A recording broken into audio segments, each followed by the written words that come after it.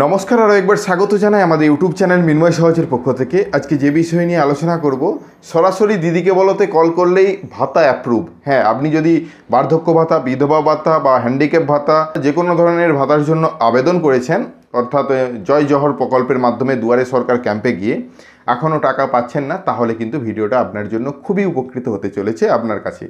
কারণ আমরা আজকে বলবো যে কিভাবে আপনি আপনার এই সব পেনশনগুলো পাওয়ার জন্য আবেদন করেছেন তার অ্যাপ্রুভেল কি করে পাবেন। সেই অ্যাপ্রুভেল পাওয়ার জন্য আপনাদেরকে কিছুই করার প্রয়োজন নেই, শুধুমাত্র দিদিকে বলো অর্থাৎ সরাসরি মুখ্যমন্ত্রীর যে হেল্পলাইন নম্বরটি দেওয়া রয়েছে তাতে ফোন করলেই কিন্তু হবে।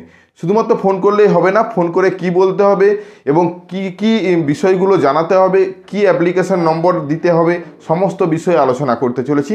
অবশ্যই ভিডিওটাকে স্কিপ না করে লাস্ট পর্যন্ত দেখুন এবং আমাদের সাথে থাকুন। আরেকটা ছোট্ট অনুরোধ, যদি আপনি আমাদের চ্যানেলে নতুন এসেছেন অবশ্যই চ্যানেলটাকে সাবস্ক্রাইব করবেন, পাশের দেওয়া বেল আইকনটা ক্লিক করতে ভুলবেন না পরবর্তী নোটিফিকেশন পাওয়ার জন্য। যারা অলরেডি সাবস্ক্রাইব করে আমাদেরকে সাপোর্ট করছেন অসংখ্য ধন্যবাদ। আমরা কথা বলছি বার্ধক্য ভাতা, বিধবা ভাতা বা হ্যান্ডিক্যাপ ভাতা, অর্থাৎ জয় জহর প্রকল্পের মধ্যে যেসব ভাতাগুলো প্রদান করা হয়ে থাকে ওয়েস্ট বেঙ্গল রাজ্যে, যেগুলো বিশেষ করে দুয়ারে সরকার ক্যাম্পের মাধ্যমে জমা নেওয়া হয়েছে। সেই জমা দেওয়ার পর আপনার কাছে একটা কপি রয়েছে, তাতে কিন্তু অ্যাপ্লিকেশন নম্বর নেই। আপনাকে সেই অ্যাপ্লিকেশন নম্বর জেনে একদম সরাসরি মুখ্যমন্ত্রী বা যে নাম্বারটা স্ক্রিনের মধ্যে আসছে ওই নাম্বারে ফোন করে আপনাকে কমপ্লেন করতে হবে যে আমার অ্যাপ্লিকেশনটা অ্যাপ্রুভ করে দেওয়া হোক, তাহলেই কিন্তু আপনি টাকা পাবেন। এরপরে আপনি বলবেন যে কিভাবে বুঝবো আমার অ্যাপ্লিকেশন নম্বর অ্যাপ্রুভ হয়েছে বা হয়নি, সেটাই কিভাবে বুঝবো। তার জন্য অবশ্যই বিশেষ সুযোগ রয়েছে। আপনি যদি অঞ্চল এলাকায় বসবাস করেন, আপনি যদি পৌরসভায় বসবাস করেন, অঞ্চল বা পৌরসভাকে আপনাকে পৌঁছাতে হবে। সাইডের স্ক্রিনে যে অ্যাপ্রুভেল লিস্ট বা ওয়েটিং বা পেন্ডিং লিস্ট দুটো কিন্তু লিস্ট প্রকাশ করা রয়েছে, আপনি অঞ্চলে যে খোঁজ নিন, সেখান থেকে যদি আপনার নাম্বার বা আপনি যদি জমা দিয়ে থাকেন তাহলে আপনার অ্যাপ্লিকেশন নাম্বার পড়ে গেছে। অ্যাপ্লিকেশন নম্বর 20 ডিজিটের অ্যাপ্লিকেশন নম্বর হয়ে থাকে। এই অ্যাপ্লিকেশন নম্বরটা আপনাকে কাউন্ট করতে হবে, অর্থাৎ আপনাকে কোথাও লিখে নিয়ে আসতে হবে বা সেখান থেকে প্রিন্ট আউট আনতে হবে।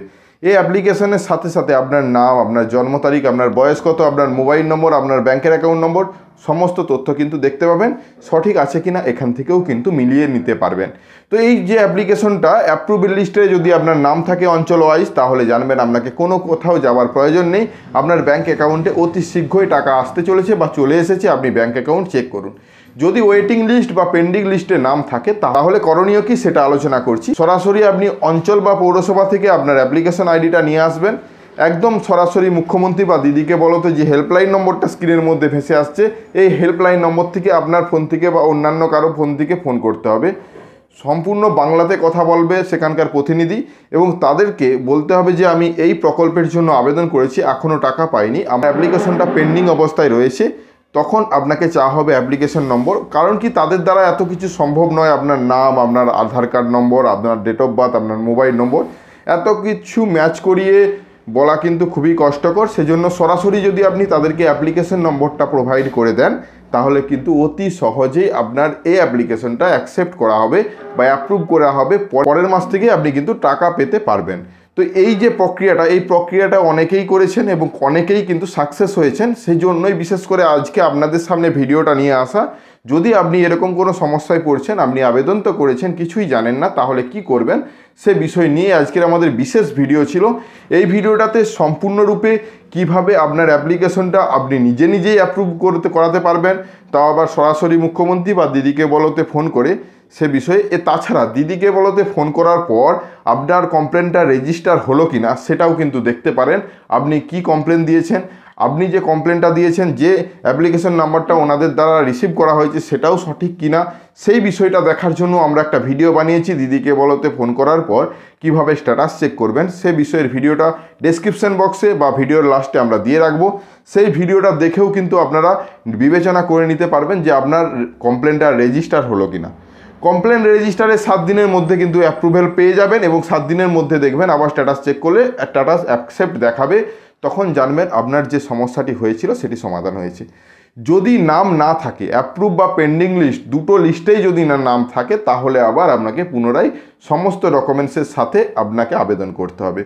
কোনো কোথাও সমস্যা রয়েছে আপনার নামে বা আপনার ব্যাংকের অ্যাকাউন্ট নম্বরে, সেক্ষেত্রেই কিন্তু অনেক অ্যাপ্লিকেশন রিজেক্ট হয়েছে। রিজেক্ট অ্যাপ্লিকেশনগুলো আসছে না, শুধুমাত্র পেন্ডিং এবং অ্যাপ্রুভেল অ্যাপ্লিকেশনগুলো আপনি আপনার অঞ্চল বা পৌরসভা থেকে পেতে পারেন।